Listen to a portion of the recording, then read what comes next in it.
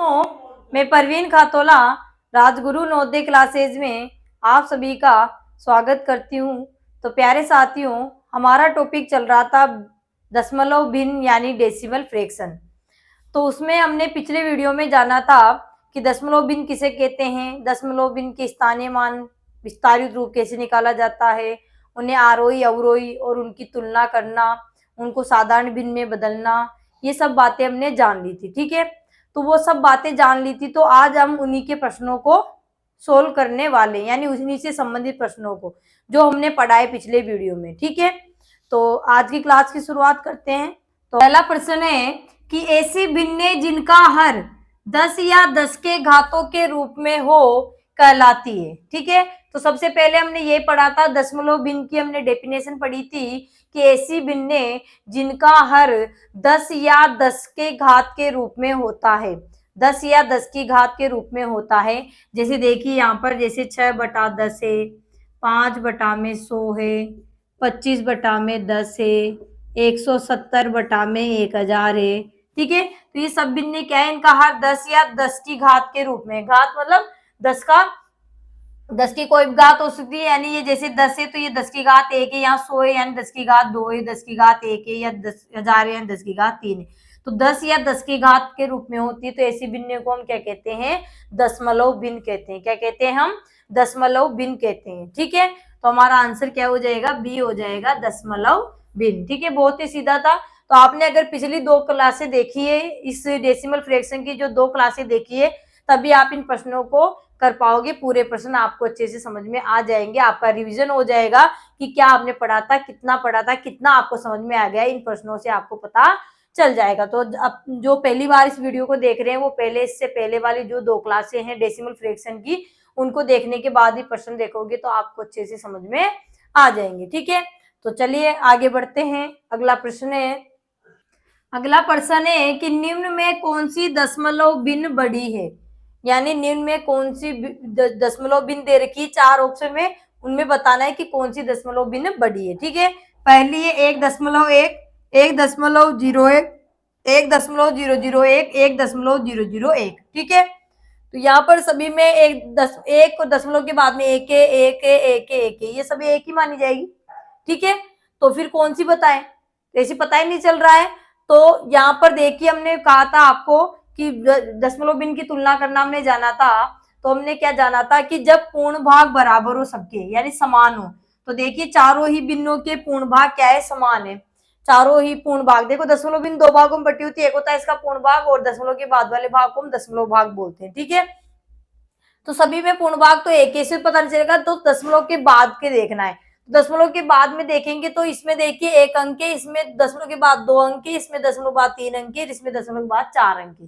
ठीक है, तो इस तरीके से हम यहाँ पर क्या करेंगे, इन सभी को क्या करेंगे, समान दशमलव बनाएंगे। तो समान दशमलव भी हमने पढ़ लिया था कि समान दशमलव भिन्न किसे कहते हैं। तो ऐसी भिन्नें जिनकी दशमलव के बाद स्थानों की संख्या समान होती है, उन्हें हम समान दशमलव कहते हैं। तो इनको समान दशमलव बनाते हैं।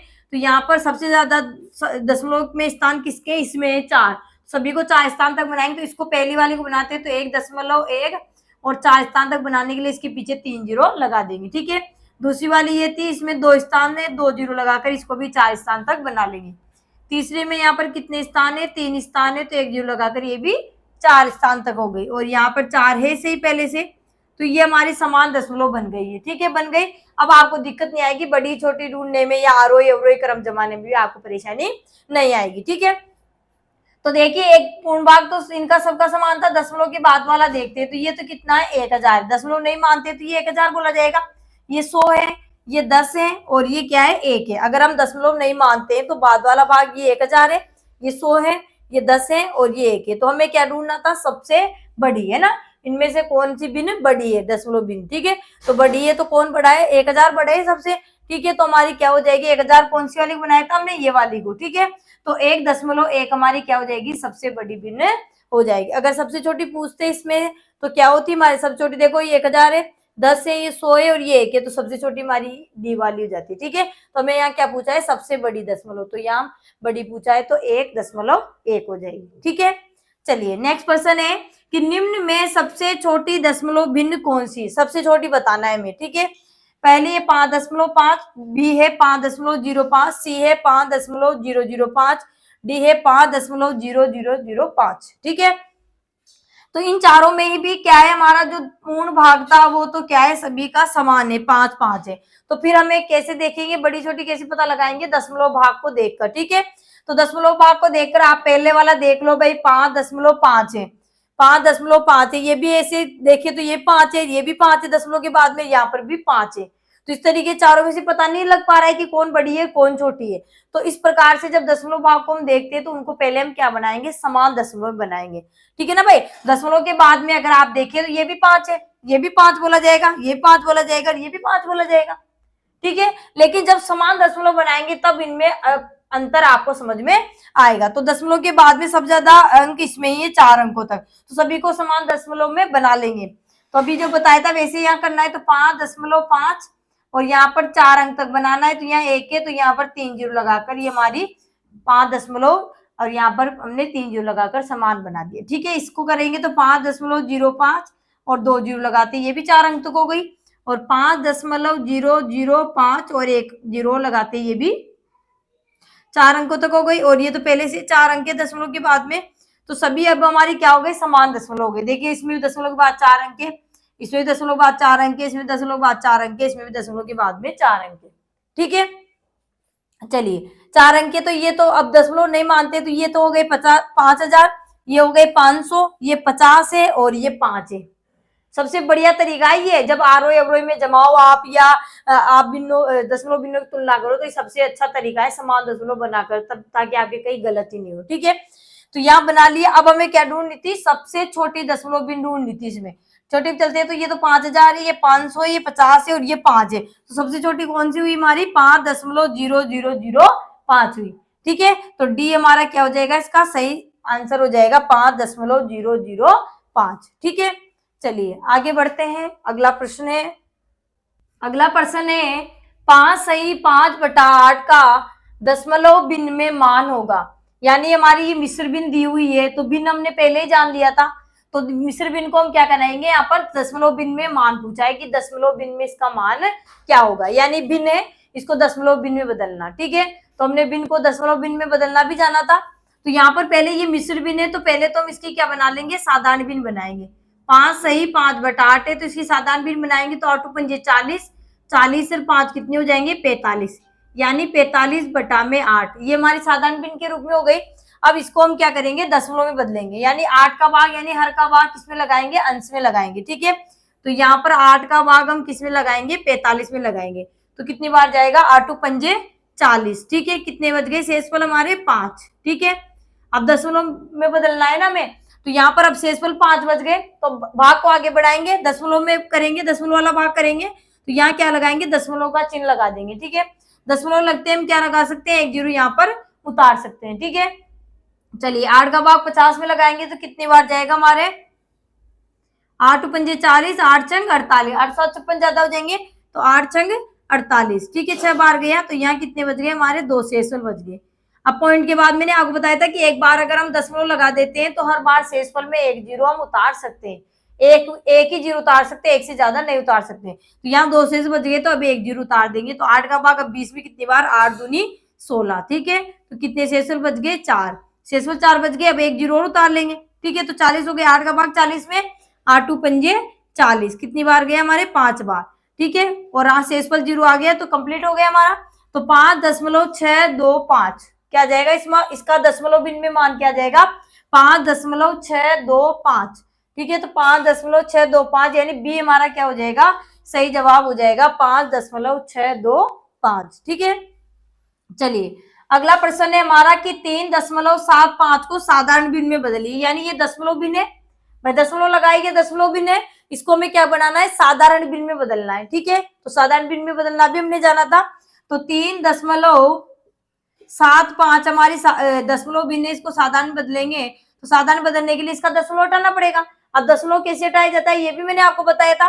तो देखिए दशमलव हटाने के लिए क्या करते हैं कि दशमलव जब हटेगा तो दशमलव के बाद में देखना है कितने डिजिट है, इसमें 2 डिजिट मतलब अंक कितने, 2 अंक के, तो बटा में कितने लगेंगे, नीचे 2 जीरो लगेंगे। ठीक है, यानी एक के आगे एक तो हम लगा ही सकते हैं, कोई भी भिन्न हो, दशमलव भिन्न हो या पूर्ण संख्या हो, उसके नीचे बटा में एक लगा सकते हो, उससे कोई फर्क नहीं पड़ेगा। ठीक है, तो इसका दशमलव हटाएंगे तो ये क्या हो जाएगा, 375 हो जाएगी। तो और बटा में क्या लग जाएगा, यहाँ 2 अंक इसलिए नीचे क्या लग जाएंगे, 2 जीरो। एक तो हम लगाते हैं और 2 जीरो लगा देंगे, तो 375 बटा में 100 हो गए। अब 375 बटा 100 हमारी एक साधारण भिन्न हो गई।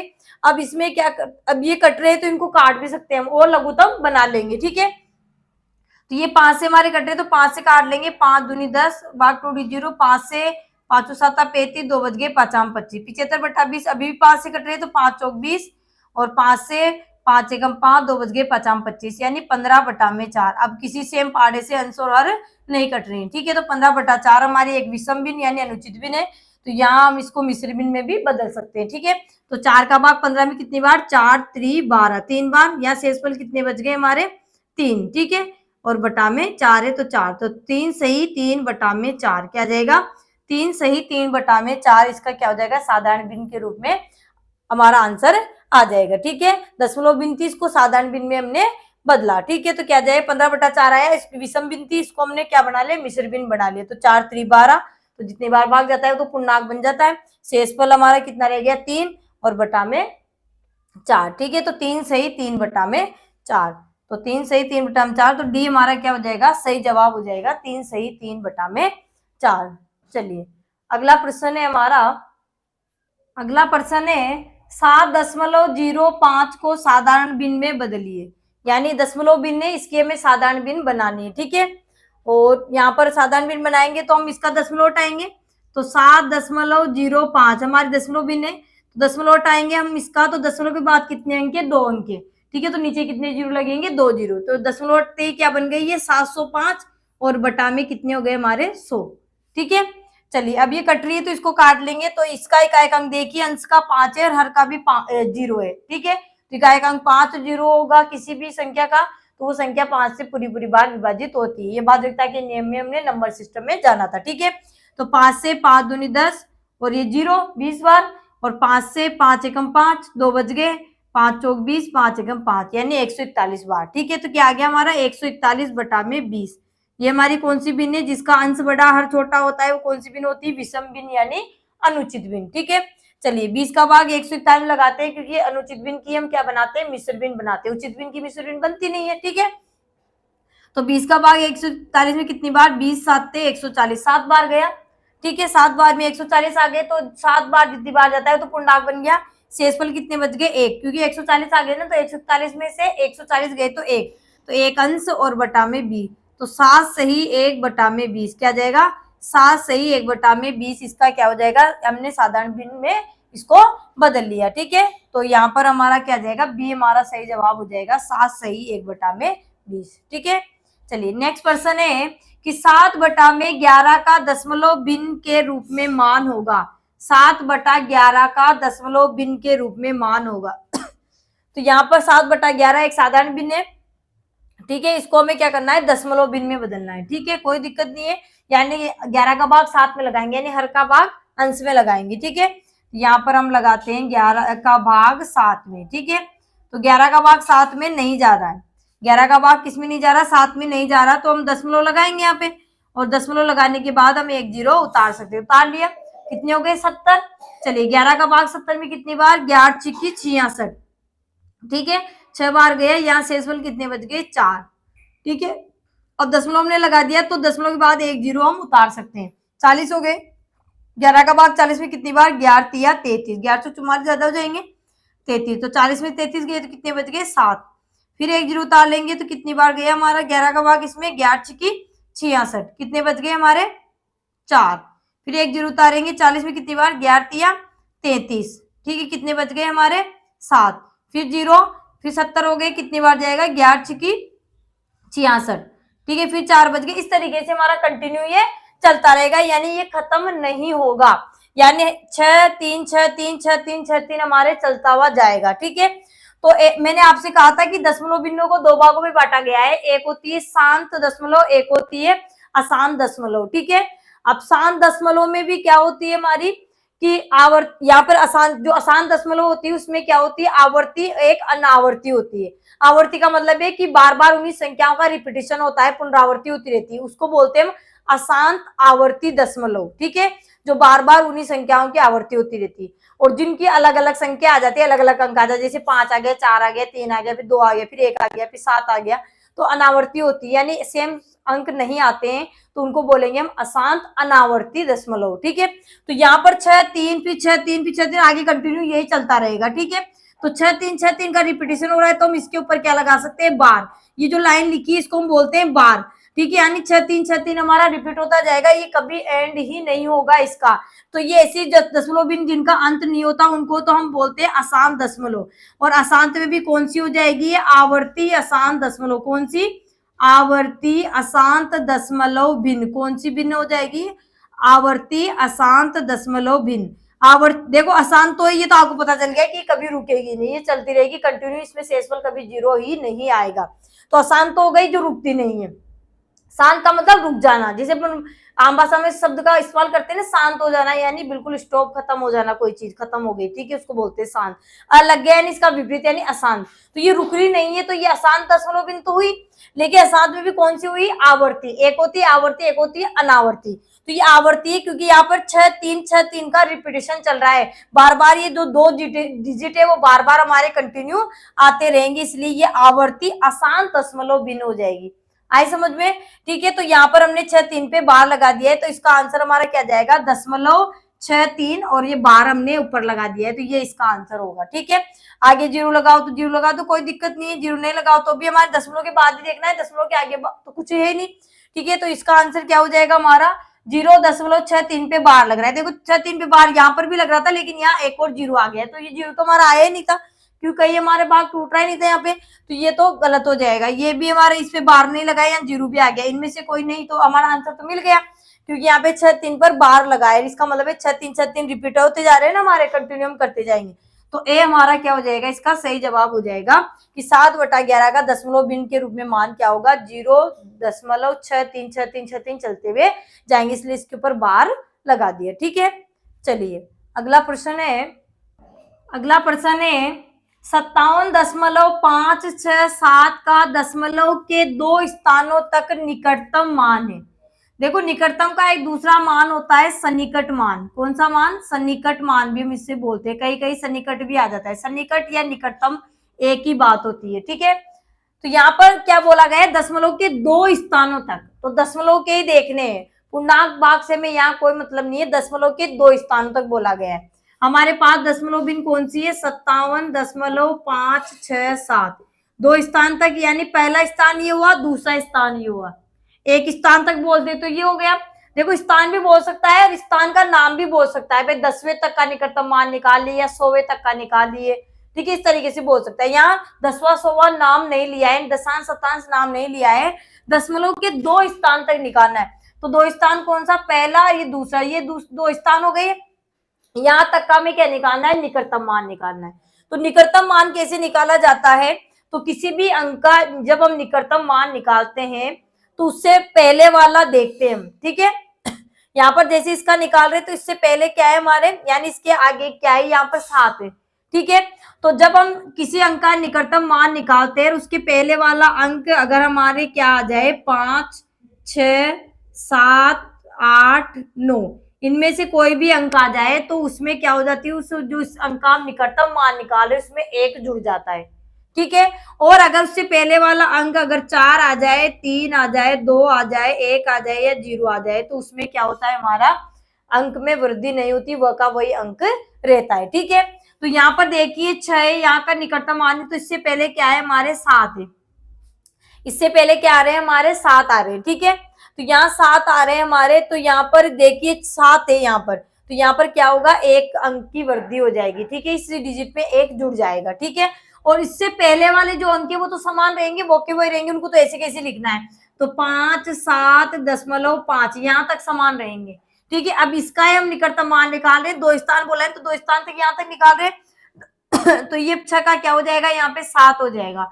और जिस अंक का हमने निकटतम मान निकाल लिया उसमें बढ़ा या नहीं बढ़ा, पीछे जितने भी अंक छूट गए ना वो सब क्या बन जाते हैं, जीरो। तो यहाँ पीछे एक ही अंक था तो एक जीरो हमने लगा दिया, अगर और भी अंक होते इधर आगे तो उतने जीरो लग जाते।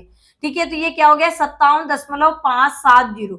अब किसी भी दशमलव भिन्न होती है उसमें दशमलव के बाद कोई संख्या हो, यानी कोई अंक हो, एक ही अंक हो, कोई भी अंक हो, ठीक है, और उसके पीछे शून्य हो तो उस शून्य का कोई मान नहीं रहता, यानी हम शून्य लगा भी सकते हैं, नहीं भी लगाए तो कोई दिक्कत नहीं, हम चाहे कितने भी शून्य लगा ले इसका मान यहाँ तक ही माना जाए, 2 अंक तक ही होगा। ठीक है, तो यहाँ पर शून्य हम लगा भी सकते हैं, हटा दे तो कोई फर्क नहीं पड़ने वाला। ठीक है, तो इसको हम क्या लिख सकते हैं 57.57, इसको हम क्या लिखेंगे 57.57 हम लिख देंगे। ठीक है, तो ये इसका क्या हो जाएगा सन्निकट या निकटतम मान हो जाएगा दशमलव के 2 स्थानों तक। ठीक है, कहां तक 2 स्थान तक। कैसे निकालते हैं निकटतम मान, जिस स्थान का निकटतम मान पूछा गया है उससे पहले वाला देखना है, अगर उससे पहले वाला 5 या 5 से बड़ा अंक है, अंक हमने जाने थे 0 से लेकर 9 तक के जो संकेत या चिन्ह होते हैं उन्हें हम अंक कहते हैं, तो 5 या 5 से बड़ा होगा तो उस अंक में 1 की वृद्धि होगी। ठीक है, यानी 1 जुड़ जाएगा,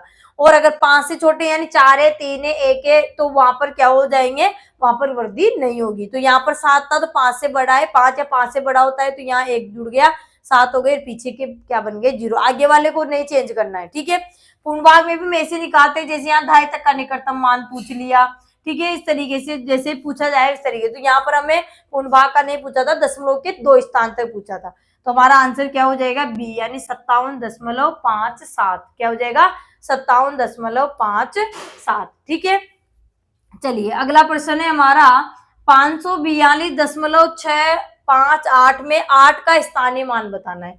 किसका 8 का, तो ये 8 ये रहा हमारा। अब 8 कौन से स्थान पर है, तो देखो ये तो दशमलव से पहले वाला तो पूर्ण भाग, यानी ये तो 542 है, यानी इकाई, दहाई, सैकड़ा है। दशमलव के बाद कैसे पढ़ा जाता है, 10वां, 100वां और 1000वां, तो 8 कौन से स्थान पर है, 1000वें स्थान पर है। तो भिन्न रूप में अगर हम इसका स्थानीय मान निकाले तो क्या लिख लेंगे 8 बटा में 1000, 1000वां ये होगा। और दशमलव में पूछे तो देखिए दशमलव के बाद कितने अंक है 1 2, तो यहाँ पर हम क्या लगा देंगे दशमलव और 1 2 0 और ये 8, यहाँ से बदल सकते हैं कि नीचे कितने जीरो है 3, तो 3 अंक के बाद दशमलव लगाना है, तो 1 अंक था 2 जीरो लगाकर हमने दशमलव लगा दिया, तो भिन्न रूप में तो 8 बटा 1000 हो जाएगा, दशमलव के रूप में 0.008, क्या हो जाएगा 0.008, तो सी हमारा क्या हो जाएगा, इसका सही जवाब हो जाएगा 0.008।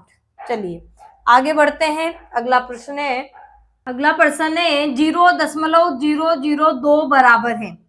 ठीक है, यानी 0.002 किसके बराबर है, यानी कहने का मतलब है इसको भिन्न रूप में बनाया गया है, यहाँ पर आंसर दिख रहे हैं, आंसर से पता चल गया किसका भिन्न रूप यहाँ पर बनाया गया है। तो भिन्न रूप बनाएंगे तो देखिए दशमलव के बाद में कितने अंक हमारे जी 2 है, इसका भिन्न रूप बनाएंगे तो इसका दशमलव उठाएंगे, सीधी सी बात है, तो दशमलव उठाएंगे तो दशमलव के बाद कितने अंक है 1 2 3, 3 अंक है, तो यहाँ पर इसका दशमलव उठाते क्या हो जाएगा, ये 2 हो जाएगा 2।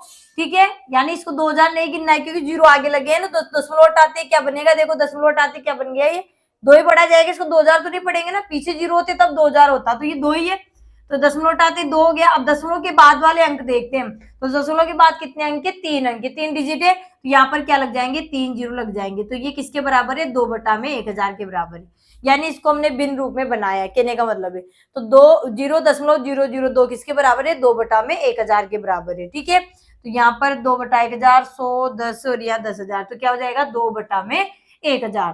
ठीक है, तो ए हमारा क्या हो जाएगा, इसका सही जवाब हो जाएगा 2 बटा में 1000। चलिए अगला है 346.251 में 2 का स्थानीय मान है, तो 2 का स्थानीय मान निकालना है, तो 2 कहां पर है, यहाँ पर है। अब दशमलव के बाद में है 2, तो इसको क्या पढ़ेंगे 2 कौन से स्थान पर है हमारे 10वें, या इसको हम बोलते हैं दशांश, क्या बोलते हैं दशांश, तो दशांश में, तो इसका स्थानीय मान निकालेंगे, तो स्थानीय मान हमने निकालना जान लिया, तो इसका स्थानीय मान क्या होगा 10वें स्थान पर है, यानी दशांश पे, तो 2 बटा में 10, क्या है इसका स्थानीय मान 2 बटा में 10। अगर दशमलव में निकाले तो क्या आ जाएगा 0.2 आ जाएगा। ठीक है, तो यहाँ में भिन्न रूप में दिया हुआ है तो भिन्न में बताना है, तो इसका स्थानीय मान क्या हो जाएगा 2 बटा में 10। ठीक है, तो यहाँ पर बी हमारा इसका सही जवाब हो जाएगा 2 बटा में 10। ठीक है, क्योंकि दशमलव के बाद की संख्याओं कैसे पढ़ा जाता है, दशांश शतांश सहस्त्रांश, इस तरीके से पढ़ा जाता है। ठीक है, चलिए आगे बढ़ते हैं, अगला प्रश्न है अगला प्रश्न है 1.1, 1.01, 1.11 और 1.001 का आरोही क्रम में, आरोही क्रम को मतलब हम क्या बोलते हैं, बढ़ते क्रम, ये नाम भी हमारा कभी कभी आ जाता है। आरोही क्रम यानी बढ़ते क्रम यानी असेंडिंग ऑर्डर। ठीक है, तो ये दशमलव में चारों, इनको आरोही क्रम में जमाना है। तो यहाँ पर आरोही क्रम में जमाएंगे तो यहाँ पर सभी के जब हम पूर्ण भाग देखते हैं तो पूर्ण भाग मतलब दशमलव के पहले वाला भाग सभी में समान है, एक एक है, तो उससे तो पता नहीं चल रहा। अगर अलग अलग होते तब तो दशमलव भाग देखने की जरूरत नहीं पड़ती। तो हमें क्या देखना पड़ेगा, दशमलव भाग देखना पड़ेगा। अब दशमलव भाग देखते हैं तो इसके दशमलव बाद में ये एक है, एक पढ़ा जाएगा, दशमलव के बाद में इसको भी एक पढ़ा जाएगा और दशमलव बाद इसमें भी एक पढ़ा जाएगा, और ये तो 11 है, चलो इसको तो कोई दिक्कत नहीं है। लेकिन तीनों में तो एक एक है, कैसे पता लगाए कौन बड़ा है कौन छोटा है। तो इसके लिए बताया मैंने कि जब इस तरीके से दशमलव भाग को पहचान, दशमलव भाग को देखकर अगर आरोही अवरोही जमाना है तो उनको क्या बना लो, सबसे पहले समान दशमलव में बना लो। ठीक है, तो समान दशमलव में अगर हम इसको बनाएंगे तो सबसे ज्यादा अंक किसके हैं उसको देख लीजिए। तो सबसे ज्यादा अंक हमारे किसमें, इसमें ही 3 अंक, तो सभी को 3 अंकों तक बना लेंगे। दशमलव के बाद 3 स्थान सब में बना देंगे। तो इसके 3 स्थान बनाएंगे तो 1.1 और 2 जीरो लगा दे, ये 3 अंक तक हो गए। फिर 1.01 और 1 अंक लगा, 1 जीरो लगाते, ये भी 3 स्थान हो गए। 1.11 2 स्थान है, 3 जीरो लगाते 3 स्थान हो गए। और ये तो पहले से 3 स्थान तक, तो ये हमारे क्या हो गए, हमने समान दशमलव बना ली। अब समान दशमलव बना ली तो दशमलव के बाद वाला देखना है, ये 100 है, ये 10 है और ये 110 है और ये 1 है। ठीक है, अब आरोही मतलब बढ़ते क्रम में जमाना है तो सबसे पहले छोटी, फिर बड़ी, फिर बड़ी, फिर बड़ी, इस तरीके से चलेंगे। तो सबसे छोटा कौन इसमें, 100, 10, 110 और 1 में सबसे छोटा कौन, ये 1 ही सबसे छोटा है। तो सबसे पहले कौन सी आ जाएगी हमारी, 1.001। इसके ऊपर वाली देखना है, ये वाला मान नहीं लिखना है, ऊपर वाला लिखना है, क्योंकि इनको तो हमने समान दशमलव में बनाया है। ठीक है, तो ऊपर वाला देखना है। तो ये हो गई हमारी सब छोटी। चलिए इसको कट लगा देते हैं, इससे बाद में देखते हैं इससे बड़ी कौन है हमारे 10। तो 10 वाली कौन सी है, 1.01। चलिए उसके बाद में 10 से बड़ा कौन, 100। तो 100 वाली कौन सी थी, 1.1। ठीक है, और लास्ट में 110 तो 1.11। ठीक है, इसके ऊपर वाली देखनी है।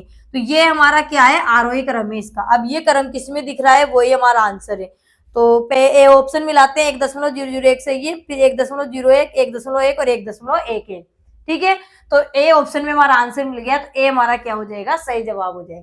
तो जब हमारे पास दशमलव बिंदुओं का समूह दिया और उसमें पूर्ण भाग सभी का समान हो और दशमलव भाग को देखकर हमें आरोही अवरोही में जमाना हो या बड़ी छोटी की तुलना करनी हो तो उसको सबसे पहले आप समान दशमलव में बना लीजिए, ताकि आपके कहीं भी परेशानी नहीं आए। ठीक है, तो आगे बढ़ते हैं। अगला प्रश्न है 13.13, 13.03, 13.03 और 13.103 का अवरोही क्रम में। अवरोही का मतलब क्या होता है, घटते क्रम में। अवरोही का मतलब है घटते क्रम यानी डिसेंडिंग ऑर्डर। ठीक है, अवरोही क्रम में जमाना है तो सबसे पहले पूर्णांक भाग को देखते हैं। तो इसका पूर्णांक भाग है 13, इसका भी पूर्ण भाग है 13, इसका भी पूर्ण भाग 13, इसका भी 13, तो सभी का समान है। तो फिर हमें क्या देखना पड़ेगा, दशमलव भाग देखना पड़ेगा। दशमलव भाग देखते हैं तो ये 13 है, ये 3 है, ये 3 है और ये 103 है। ऐसे करेंगे, अगर दशमलव नहीं मानते तो पीछे वाले भाग को ऐसे पढ़ेंगे। ठीक है, तो यहाँ पर अब इनको हम जमाएंगे तो यहाँ पर अब ये 13 है, ये 3 है, इसको भी 3 बोलेंगे, दोनों तो 3 हो गए, 103। इनको तो चलो मान लिया भाई, ये अलग अलग हो गए। ठीक है, तो सबसे पहले हमें तो ये देखना नहीं, कंफ्यूजन ही नहीं होना, हमें तो क्या करना है, समान दशमलव बना लेना है, सीधी सी बात है, फिर तो कोई दिक्कत ही नहीं आएगी। ठीक है, तो सबसे ज्यादा अंक 3 किसमें, इसमें है 3 अंक तक, तो सभी को 3 अंकों तक बनाएंगे भाई। जिसमें सबसे ज्यादा अंक होंगे दशमलव के बाद सभी को उतने ही अंकों तक हमें बनाना है। ठीक है, तो यहाँ पर देखिए इसको हम क्या लिखेंगे, 13.13, 2 अंक तक 1 जीरो लगाते 3 अंक, इस वाली बिन को बनाए। चलिए 13.03 और इसके 1 जीरो लगाते, ये भी 3 अंक तक हो गई। फिर 13.3 और इसके 2 जीरो लगाने के बाद ये 3 अंक तक हो गई, और ये तो पहले से 3 अंक थी, 13.103। ठीक है, अब समान दशमलव हो गए। अब दशमलव वाले बाद वाले भाग को देखना है। यहाँ घटते क्रम में जमाना है। अवरोही का मतलब घटता क्रम, यानी पहले बड़ी आएगी, फिर छोटी, फिर छोटी, फिर छोटी, इस तरीके से चलेगी। सबसे बड़ी देखेंगे तो यहाँ पर देखिए ये 130 है, ये 30 है, ये 300 है और ये 103 है। तो सबसे बड़ा कौन हुआ इसमें, 300 ही हुआ ना सबसे बड़ा चारों में से। तो 300 वाली कौन सी थी, ये वाली थी। तो सबसे पहले कौन आ जाएगा, 13.3। चलो 300 हो गया, 300 के बाद उससे छोटा कौन, 130, ठीक है। तो 130 वाली ये यानी 13.13 ये हो गई उससे छोटी, ठीक है। 130 के बाद ये 30 और 103, तो ये 130 से छोटी हो गई यानी 13.103, और सबसे छोटी ये हो गई हमारी, तो 13 इसके आली लिखेंगे तो 0.03, 13.03, ठीक है। ये इसका कौन सा क्रम हो गया हमारे अवरोही क्रम यानी घटते क्रम। अब ये ऑप्शन जिसमें है वो हमारा आंसर होगा। तो 13.3 सही है, 13.13 आना चाहिए था, 0.3 है, तो ये गलत हो गया। ए ऑप्शन तुम्हारा गलत हो गया। बी ऑप्शन देखते हैं 13 यहाँ पे, तो ये हो गया, तो ये भी गलत हो गया।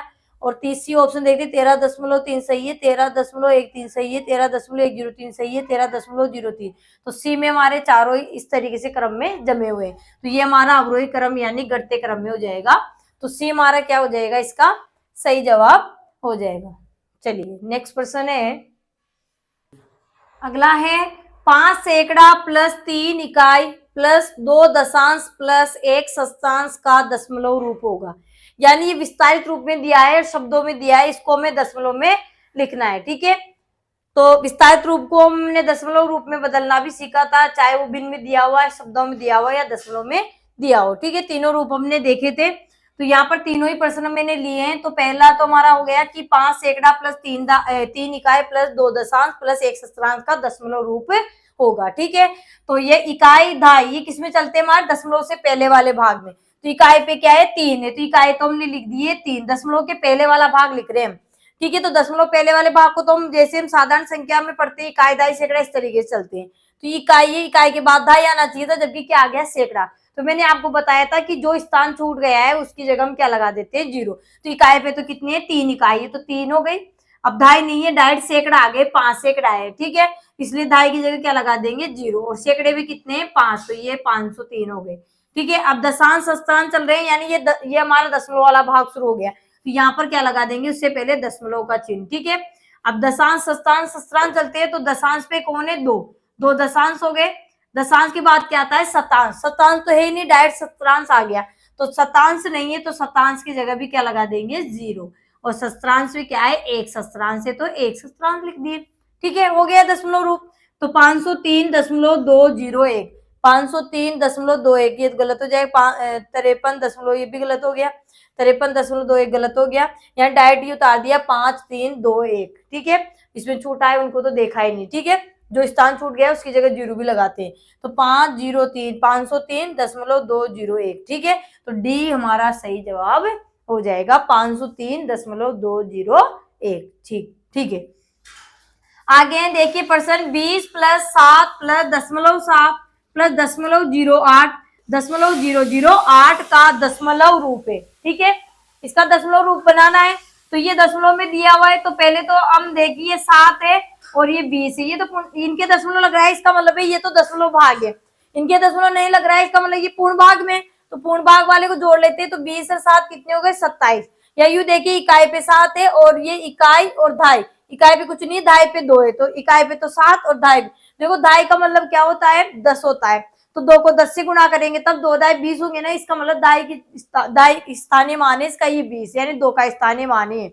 20 कब होगा, जब वो दहाई स्थान पर है। तो इकाई पे 7 है, दहाई पर 2 है, दहाई पे 2 है। तो इसको ऐसे भी जोड़ सकते हैं कि 20 से 7 है, तो ये कितने हो जाएंगे, 27। अब ये दशमलव शुरू हो गए, तो यहाँ दशमलव का चिन्ह लगा देंगे। अब दशमलव के बाद क्या आता है, दशांश। तो दशांश पे 7 है, दशांश के बाद शतांश आता है, तो 10वां की जगह तो हमारा 7 आ गया, और शतांश की जगह ये 8 आ गया। और शस्त्रांश में देखते हैं तो 10वां 100वां, 10वां ये 100वां ये और 1000वें स्थान पर 8 है, ठीक है। यानी तीनों स्थान दे रखे 10वां 100वां और 1000वां। उसके बाद जैसे हम दशमलव भिन्नों को जोड़ना सीखेंगे, तब आप जोड़कर भी इनको एक के नीचे उतार कर जोड़कर भी कर सकते हो। और इससे भी दिख रहा है आपको कि 10वां है 100वें स्थान पर, ये 1000वें स्थान पर दिया, और आगे 0 लिखा है, मतलब इनके स्थान पर कुछ भी नहीं है, ठीक है। चलिए यहाँ पर ये 7 है, तो ये 7 लिख दिए, 100वें पे 8 है, 8 लिख दिए, और 1000वें पे 8 है, 8 लिख दिए। इसमें कोई छूटा हुआ नहीं था। तो 27.788 हो गए हमारे, 27.788। इस तरीके से भी कर सकते हैं इनको। देखो 0.7 है, फिर दशमलव है, दशमलव के बाद 0.8 है, उसके बाद दशमलव, दशमलव के बाद 0.008 है। तो इनको अगर हम प्लस करते हैं तो ये 8, 8, 7 और दशमलव, तब भी हमारा यही आएगा, ठीक है। तो ऐसे भी हम कर सकते हैं, कोई दिक्कत वाली बात नहीं है, ठीक है। तो ये हमारा किसमें मिल रहा है, ए में ही मिल रहा है, 27.788, ठीक है। चलिए आगे बढ़ते हैं। अगला प्रश्न है +6/1000 +6/10 10,000 का मान होगा। यानी विस्तारित रूप दिया हुआ है, इसको हमें दशमलव भिन्न के रूप में बनाना है। ठीक है, आंसर दशमलव भिन्न में दिए हुए हैं, तो इस तरीके से भिन्न रूप को भी हमने दशमलव भिन्न में बनाना सीखा था। ठीक है, तो 6 हमारा पूर्ण भाग है, तो 6 को तो हम ऐसे लिख देंगे। अब 10वां ये चल गया, तो 10, 100, 1000 किस में चलते हैं, हमारे दशमलव भाग में चलते हैं।